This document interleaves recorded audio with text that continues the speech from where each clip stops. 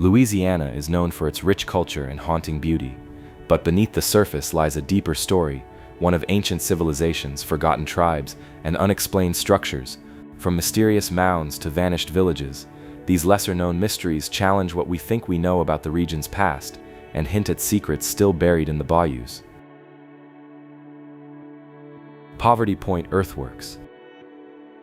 If you ever find yourself standing on the wide ridges of Poverty Point, you'll know pretty quickly, you're not on just any stretch of land, you're standing on something ancient, and honestly, a little baffling. This place isn't just a bunch of old dirt mounds, it's something far more intentional, massive, complex, and built over 3,000 years ago, long before the Roman Empire, long before the pyramids of Giza were even finished. Located in northeastern Louisiana, near the quiet little town of Epes, Poverty Point covers nearly 900 acres. It's made up of large mounds, sweeping concentric ridges, and big open plazas. You wouldn't expect this out here, in the middle of what looks like ordinary farmland, and yet it's one of the most puzzling archaeological sites in North America. Now here's the strange part. The people who built this weren't farmers. They weren't living in cities or growing crops in tidy rows. According to everything we know about this period, they were hunter-gatherers. They moved from place to place, hunting animals and gathering wild food. And still, they somehow managed to pull off an engineering project that would challenge even modern construction crews. No machines, no metal tools, no wheels, just baskets and people. Start with the design. The ridges at Poverty Point are arranged in 6 giant C-shaped arcs, kind of like ripples spreading out on a pond. Inside that pattern is a huge central plaza, about 40 acres in size, and standing off to the side is the most jaw-dropping part. Mound A. It's often called the Bird Mound because of its shape. Some say it looks like a bird in flight. This mound alone contains over 238,000 cubic meters of earth, all of it moved by hand, one basket at a time. And the craziest thing, archaeologists think it might have been built in just a few months, not years, months. This doesn't match the usual story we tell about early cultures. How could people who didn't have permanent homes organize something this massive? How do you get hundreds, maybe thousands of people to work together without a central government or written language or any real technology? That's one of the big questions researchers still don't have an answer for. What kind of social system could pull this off? Was there a chief giving orders, or was it more like a shared belief that motivated people to work together? Maybe it was spiritual, maybe it was something else entirely. We just don't know. And then there's the question of why here. This spot isn't near any major river system. It doesn't sit on especially fertile land. It's quiet, rural, and kind of out of the way. So why choose this location? Many archaeologists believe the placement wasn't random. Some parts of the site seem to line up with the sun's position during solstices. That suggests the builders were watching the sky. They were keeping track of time, of seasons, maybe even building a kind of giant calendar in the earth. But it gets even weirder when you look at what they left behind. Thousands of artifacts have been uncovered at Poverty Point. Stone tools, beads, clay figurines, and strange objects called cooking balls, which were probably used to heat up food. But what's most surprising is where the materials came from. The raw stones used in these tools weren't local. Some came from the Appalachian Mountains, some from Missouri, others from the Gulf Coast or as far as Arkansas. Think about what that means. A group of people, supposedly nomadic and without agriculture, was somehow involved in a massive trade network stretching across what's now the eastern half of the US. That's not just impressive, it's mind-blowing. These weren't isolated bands of people. They were connected. They had knowledge of geography, trade routes, and relationships with distant groups. That changes the picture completely. Poverty Point wasn't just a temporary camp. It may have been a gathering place, a spiritual center, a hub of trade, ceremony, or even leadership for a much larger region. This might have been the place people came to exchange goods, share stories, conduct rituals, or maybe even learn. But despite everything we've uncovered, we're still left with more questions than answers. How long was it used? Most evidence points to activity between 1700 and 1100 BCE. But then, at some point, it was abandoned, and we don't know why. There are no signs of war, no fire, no destruction, just a slow fade into silence. One theory is climate change. Maybe the environment shifted, and large gatherings became harder to support. Another theory is cultural change. Maybe newer generations simply moved on, carrying different beliefs, different priorities. Today, Poverty Point is a protected historic site. It's peaceful, sometimes eerily so. If you visit on a quiet morning, when the fog rolls low across the mounds, you'll probably be one of only a few people there. The silence is almost heavy. You can walk the ridges, climb Mound A, and look out across the same land that thousands once stood on, celebrating, trading, or maybe praying. Some locals talk about it with a quiet pride. It's not flashy, not crowded, and not always well known outside Louisiana, but it's special. It tells a different story about ancient America, one where complexity, creativity, and community existed without the things we normally think are necessary for civilization. And that's the real heart of the mystery. Poverty Point doesn't fit the mold. It wasn't built by farmers or by people living in cities. It was built by people who lived off the land, who hunted, who gathered, and who somehow built one of the largest and most mysterious complexes in ancient North America. There's no writing, no monuments with names, no temples or tombs, just earth, moved with unbelievable effort, aligned with the stars, surrounded by objects from hundreds of miles away. It forces us to rethink what we think we know, to ask whether civilization has to follow a specific path, or whether there are other ways humans have chosen to come together, build and believe. Whoever these people were, they left behind more than just mounds. They left behind a message, one we still don't fully understand, one that echoes in the silence of the ridges and the shadow of the bird mound, a message about connection, about purpose, and maybe about something sacred. Poverty Point is more than a mystery, it's a challenge, a reminder that history is full of stories we've barely begun to uncover, and that sometimes the most incredible chapters are written in dirt, not stone.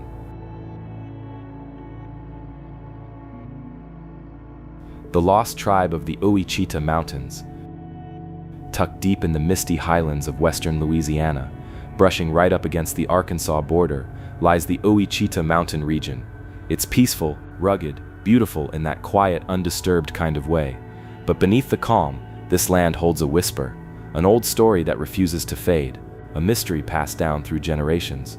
Some call it folklore, others believe it's something more. It's the legend of a people who might have lived here long before any European ever set foot on American soil, a mysterious group known as the Lost Tribe of the Ouachitas. Now, the idea of a lost tribe might sound like something straight out of a campfire tale, but this story shows up in unexpected places, from old explorer journals to tribal oral traditions. The descriptions are strange and specific, a group with light skin, red or blonde hair, odd customs, and a tendency to keep to themselves. They didn't blend in. They didn't fight with the local tribes. They were just different. One reason this story has stuck around for so long is the region itself. The Ouachitas were never heavily developed. There weren't massive cities or busy trade routes cutting through. That isolation gave local legends space to breathe and time to take root. When French explorers came through the area in the 1700s, some of the native tribes they spoke with mentioned a curious people deep in the mountains. Not enemies, not relatives, just strangers. Outsiders who lived in caves, built stone structures, and didn't seem to fit the mold. That's where things get interesting. Over the years, settlers, hunters, and explorers started running into strange things out in those hills. Stone-lined tombs, unusual rock formations, skeletal remains that didn't match the known burial practices of the area. Some said the bones were taller than average. Some claimed the skulls looked off, somehow, elongated maybe. But here's the problem. None of it was officially studied. Most of it wasn't documented. Bones were taken, artifacts went missing, and as time passed, those early finds turned into half-memories and secondhand stories. Even so, a pattern began to form, too many odd reports to brush off completely. They weren't always dramatic. Sometimes it was just a hiker stumbling across a low stone wall in the woods, too well placed to be natural. Other times, it was a local mentioning carvings in a cave that no one could explain, and all of it fed the legend. The idea that someone had been there, someone outside the known history books. Some folks tried to tie it into bigger theories. The most well-known is probably the tale of Prince Madoc, a Welsh explorer who supposedly sailed to North America in the 12th century, centuries before Columbus, and vanished inland. A few theorists suggest his group might have ended up in the Ouachitas, blending with or becoming something entirely new. Others have tossed out even wilder possibilities: Norse explorers, Phoenicians, even remnants of the mysterious sea peoples from the ancient Mediterranean, but those are, at best, long shots. There's no real evidence linking the Ouachitas to ancient Europe. No shipwrecks, no confirmed inscriptions, just vague similarities and wishful thinking. Still, the pull of the unknown is strong. People want to believe.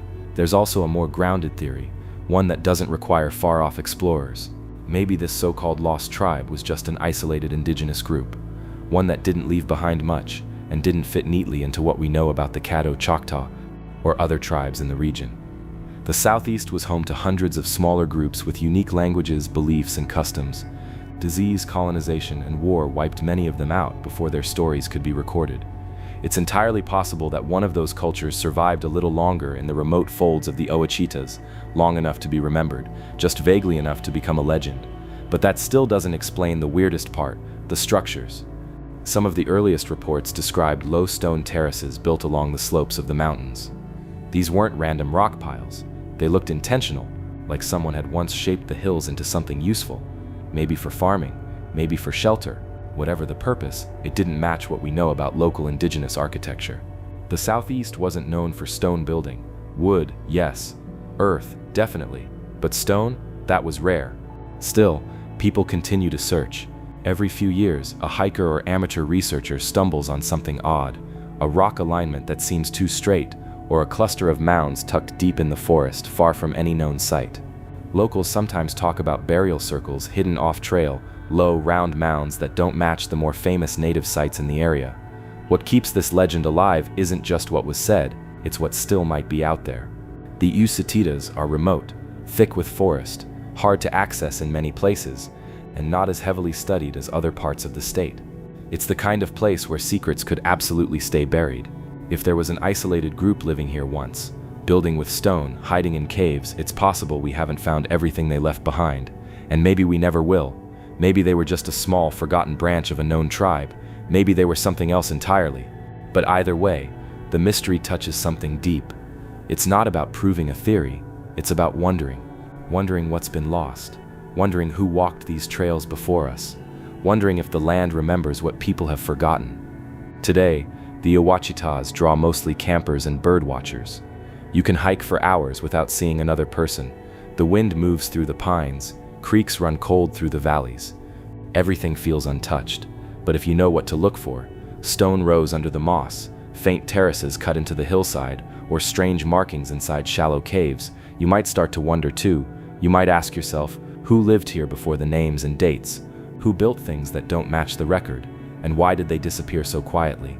Maybe the truth is still out there, hidden beneath the leaves and lichen, or maybe the mystery itself is what they left behind, a story wrapped in silence, meant to keep us looking.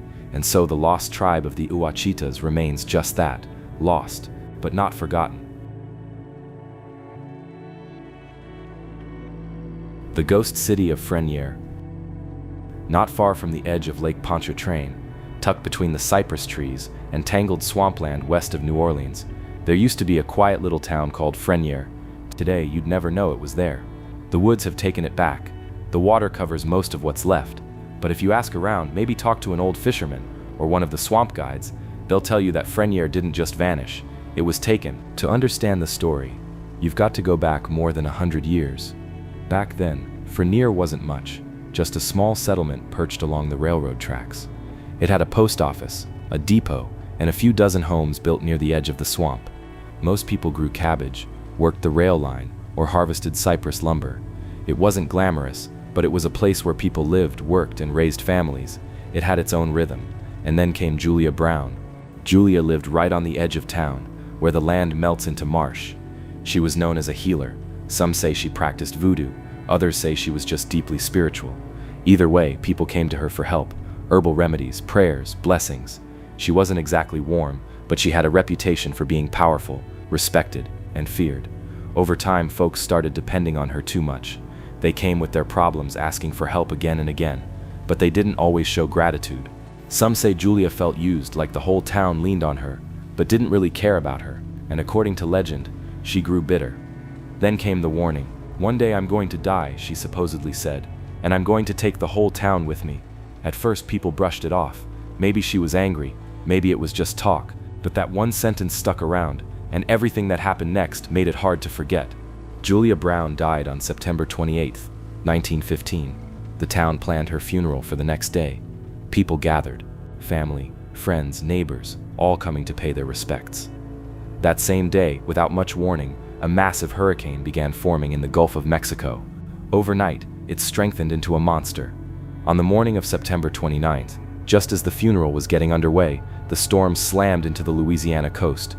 What followed was chaos. Winds over 100 miles per hour ripped through the swamp. The waters of Lake Pontchartrain surged inland. Trees snapped like twigs. Homes were torn apart. The town of Frenier, along with nearby communities like Ruddock and Napton, was destroyed, flattened, washed away. Hundreds of people died. Entire buildings vanished into the flood. Train tracks were twisted and drowned. Survivors later said the sky went black in the middle of the day. One haunting story claims Julia's coffin was seen floating through the floodwaters, carried on the current like a final curse made real. After the storm, nothing was ever the same. Friier never rebuilt. The train stopped running. The houses were gone. The people who survived moved away, and the land began to sink back into the swamp. The town disappeared from maps, but not from memory, and that's when the stories started. People began hearing things. Whispers in the trees. Singing that didn't seem to come from anywhere. Humming, low and eerie, sometimes right before a storm. The same melody, over and over. One day I'm going to die, and I'm going to take the whole town with me. Nobody can prove Julia ever said that line, but it shows up again and again in the retellings. It's part of local folklore now, embedded in the way people talk about that place. So what do we actually know? We know Frenier was a real town, a railroad hub for swamp agriculture, particularly cabbage farming and logging. It had homes, a community, a way of life, and we know Julia Brown was real too. Her name appears in census records. Her death was recorded in 1915, and the hurricane, that was no legend. It's known today as the New Orleans Hurricane of 1915, one of the deadliest storms in Louisiana history. Over 275 people died. It leveled entire towns, cost millions in damages, and left behind a path of destruction that stretched for miles. But the coincidence that Julia died just hours before the storm made landfall is what transformed a natural disaster into a ghost story. Some say it's all superstition, that people needed a way to explain such a terrible loss, and Louisiana has always been a place where Catholicism, folklore, and African spiritual traditions blend together. When something tragic happens, it's not unusual for people to look for signs, patterns, or meaning in it. Still, there's something about this story that lingers. The timing, the tone, the way people tell it, like they're not sure whether they believe it or not, but they don't want to risk calling it a lie. If you try to visit Frenier today, you won't find much. The original site is overgrown and swampy. Parts are underwater. You can get close by airboat or on a guided swamp tour. And some locals might point out bits of the old town collapsed pilings, rusted metal, pieces of tracks slowly sinking into the mud. The area isn't abandoned, not entirely. There are still fishing camps and scattered homes along the lake, and some residents still use the name Frenier to describe the region, even if the original town is long gone. But the atmosphere is different, especially when a storm starts to roll in. The wind gets sharper, the trees seem to shift and whisper, and if you're standing near the water, it can feel like something is watching. Not malevolent exactly, just present. In recent years, the story of Julia Brown has become popular again. Ghost hunting shows have filmed episodes out there. Paranormal investigators have come looking for her spirit. Some say they've recorded voices or captured unexplained sounds. Others walk away with nothing but a feeling, a sense that something is out there, just beyond reach. And maybe that's the power of the legend. It gives shape to what we can't explain. A whole town wiped out, seemingly overnight. No warning, no reason. And in the space where answers should be, we find stories. Julia Brown becomes more than a woman. She becomes the embodiment of every ignored warning, every unreturned kindness, every forgotten soul. Whether you believe in the curse or not, Frenier's story is more than just a ghost tale. It's a reminder of how fragile our towns, our lives, and our histories really are. It shows how quickly nature can erase what we build, and how long our voices can echo, if they're loud enough when we leave. So next time you're near the swamp, and the wind picks up, listen closely. You might just hear a song in the distance, a quiet hum, a story that never quite died. The Tunica Treasure. In a quiet pocket of Louisiana, tucked near the Mississippi River, lies a town called St. Francisville. It's peaceful, the kind of place where time moves a little slower, but in the late 1960s, something happened there that stirred up centuries of history and set off a battle that would change how America handles its past.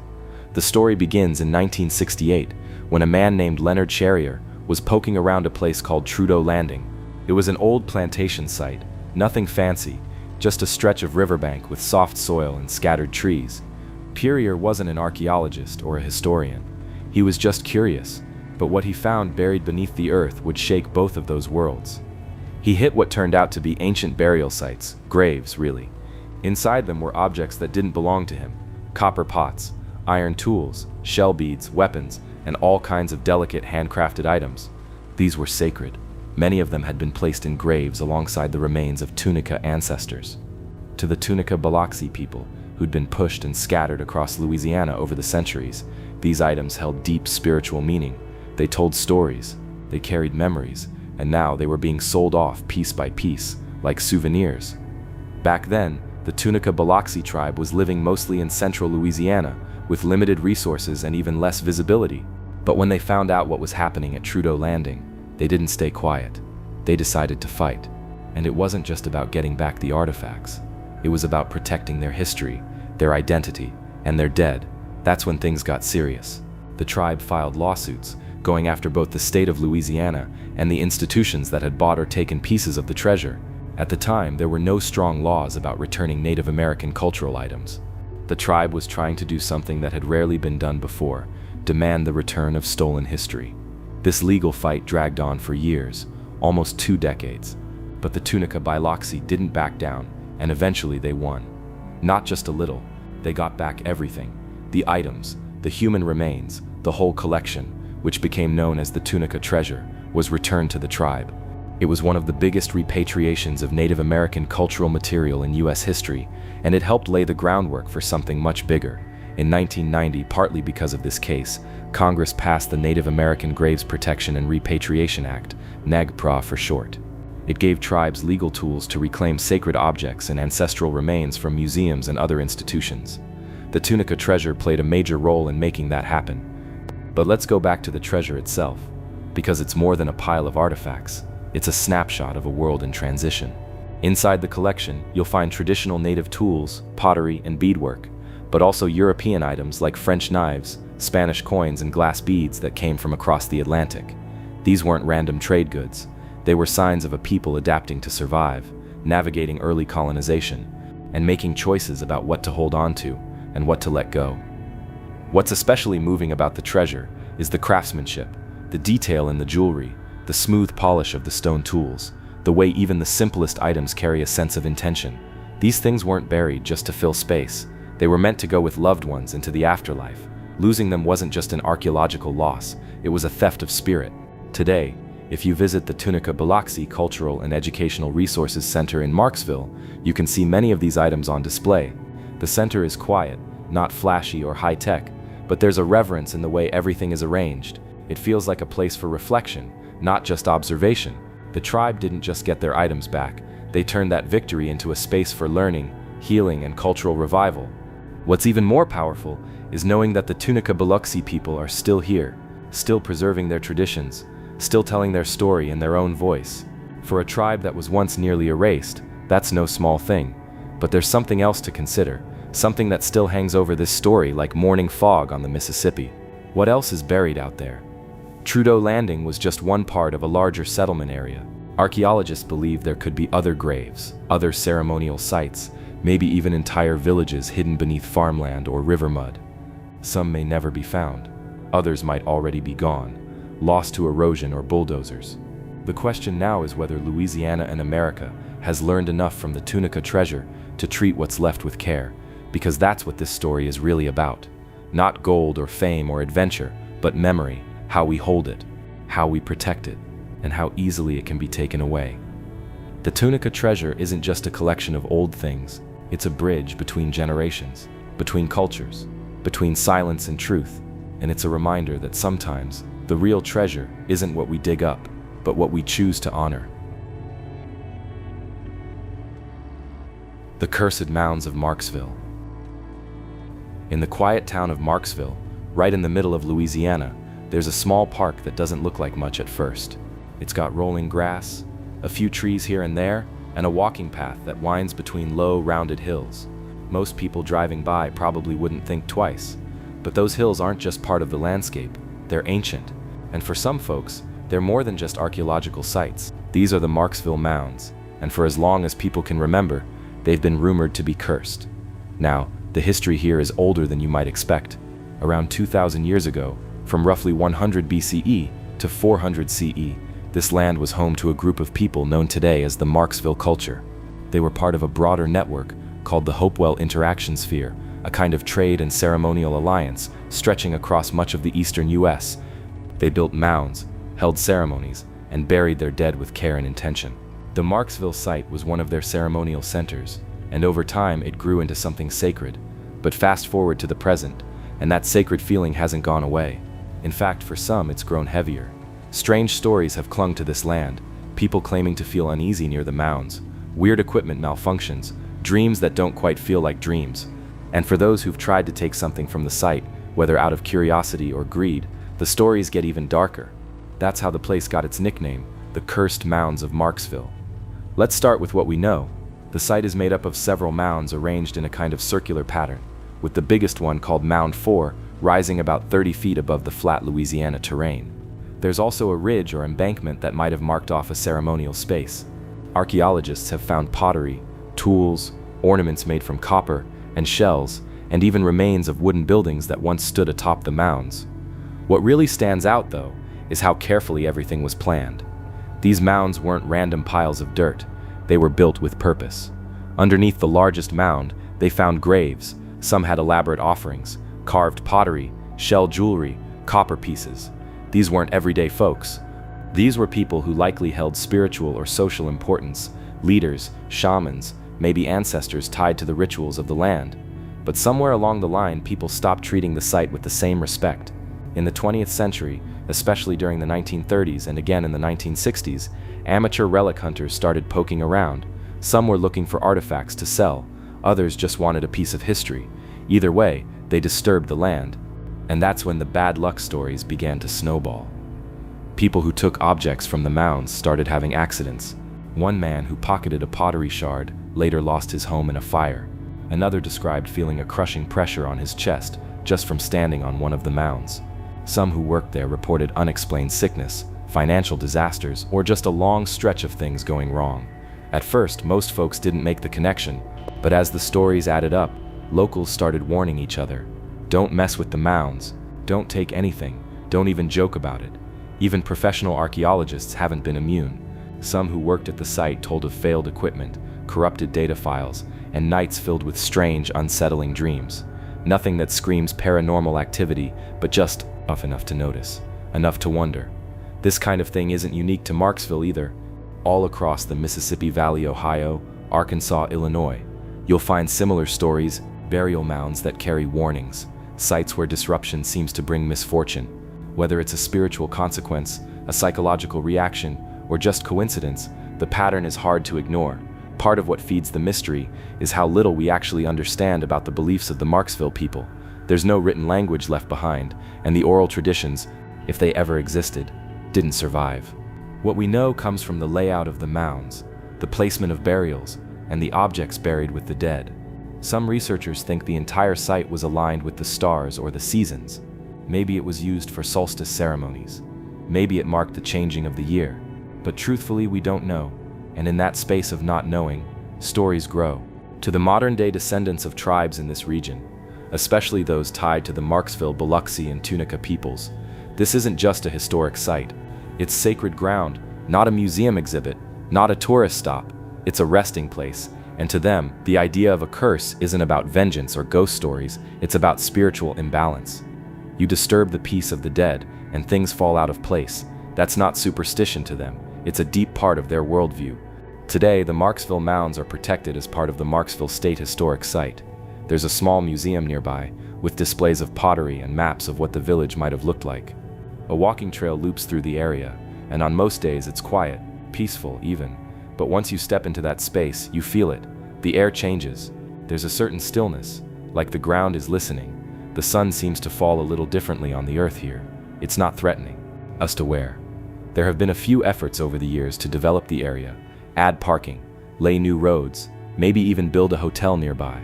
But nearly every project ran into problems. Delays, budget issues, local resistance. You can chalk that up to planning failures if you want. But the timing always seems a little too cursed. And that's really the heart of the story. Not the ghost tales or the accidents, but the tension between two ways of looking at this land. On one side, you've got the archaeologists and historians digging, cataloging, trying to understand a vanished culture. On the other, you've got the locals, the descendants, the visitors who sense that this place is still very much alive in its own way.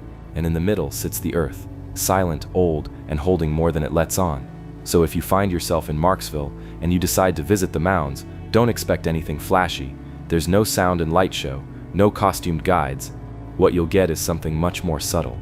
The weight of time, a sense of presence, and maybe, just maybe, a whisper of something older watching from the trees. And one more thing, if you happen to pick up a stone or a bit of pottery, even just out of curiosity, don't pocket it. Put it back where you found it, just in case.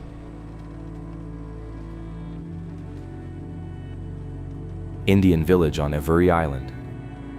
When most people hear Avery Island, they immediately think of one thing: Tabasco sauce. That familiar red bottle has made the place world famous, and sure, it's a big part of the story, but it's not the whole story. Long before the McIlhenny family started bottling hot peppers, this patch of land was home to a much older, quieter chapter in Louisiana's history.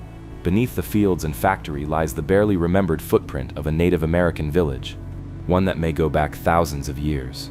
Now, Avery Island isn't an island in the usual sense. It's actually a salt dome, one of 5 in southern Louisiana. These domes rise slightly above the marshes, which might not sound like much, but even a few feet of elevation can make a huge difference in a landscape full of swamps and wetlands. For ancient peoples, that dry, stable land was valuable, but Avery Island offered more than just high ground. It had fresh water, game, wild plants, and most importantly, salt. All the basics for survival in one place. Archaeologists believe that Native Americans lived on or around Avery Island as far back as 2,500 years ago. That's older than many well-known historical landmarks. The earliest people here were likely part of cultures we now call coastal Coles Creek, and later on the Plaquemine culture.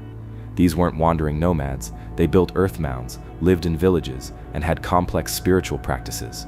And what drew them to Avery Island, besides the elevation, was the salt. Natural saltwater springs bubbled up from beneath the dome.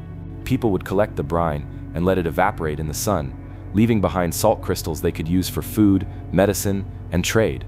Over the years, bits and pieces of this ancient world have surfaced: pottery shards, stone tools, shell ornaments, even human remains. Early on, it seemed small groups came just to gather salt or hunt for a season. But over time, the island became more than a stopover. It turned into a settlement. The proof is in the shell middens, huge piles of discarded oyster and clam shells. These trash heaps may not sound exciting, but they're a sign that people stayed here for a long time, eating from the sea and living off the land. Some of the pottery styles found around Avery Island match those from other parts of the southeast, showing that this place was connected to bigger trade networks. So this wasn't just an isolated community. It was part of a larger world, a node in a vast web of tribal relationships, goods, and ideas. And yet we still don't know the name of the people who lived here. We don't know what they called this place or themselves. There are no surviving written records, no ruins above ground, and not enough oral history has survived to draw a straight line from then to now. That silence has made it easy for the ancient village to slip into the background. The spotlight has mostly stayed on the more recent history, the plantations, the salt mines, and of course the hot sauce factory. In the 1800s, the Avery family began extracting salt from the dome in a much more industrial way. During the Civil War, the salt from Avery Island was so important that Union forces raided it to slow down the Confederate supply chain. After the war, the McIlhenny family began planting peppers, and in 1868 they launched the first bottles of Tabasco sauce. The business grew and grew, and the land changed with it. To build the factory, lay pipelines, and farm the peppers, large parts of the island were cleared or reshaped. It's very likely that more than a few ancient artifacts were disturbed or lost in the process. Even today, we don't really know how much history lies just below the surface, how many stories were paved over, literally and figuratively. To be fair, the McIlhenny family did try to protect parts of the island. In the early 1900s, they opened Jungle Gardens, a large semi-wild preserve filled with exotic plants, birds, and scenic trails. It's a beautiful place to visit, with peacocks, bamboo groves, and snow-white egrets nesting above the water. But even that landscape might be covering parts of the old village. Decorative ponds and imported trees can easily hide the traces of something ancient. If you visit Jungle Gardens today, you're walking on sacred ground. You just might not realize it, and that's the hard part. There's a quiet tension on Avery Island between what we celebrate and what we forget. On one hand, it's a story of local success and innovation. On the other, it's a place where native history has been almost completely buried. A few museum exhibits and plaques nod to the island's ancient past, but most visitors never hear about the village that came long before Tabasco. Recently, though, that's started to change. Some archaeologists and native groups have shown renewed interest in the site. They're using non-invasive tools like ground-penetrating radar to search for what still lies beneath the soil. The hope is to map the settlement without disturbing it further. The challenge, of course, is that Avery Island is still a working business, a tourist attraction, and a family-owned enterprise. Balancing economic use with historical preservation isn't easy. Still, there's real potential here. If more attention is given to the island's native history, there's a chance to recover more than just artifacts.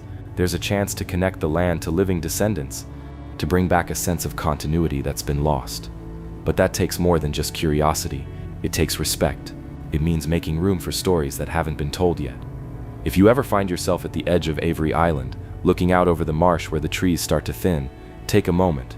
You might hear a bird call in the distance, or feel the damp wind moving through the oaks. But there's another kind of silence here too, something deeper. It's the silence left behind by people who once lived close to this land, who understood its value not just in what it could produce, but in how it sustained them, spiritually and physically. Their story isn't gone, it's just waiting beneath the gravel paths, the pepper fields, and the manicured gardens, waiting for someone to stop and ask what came before.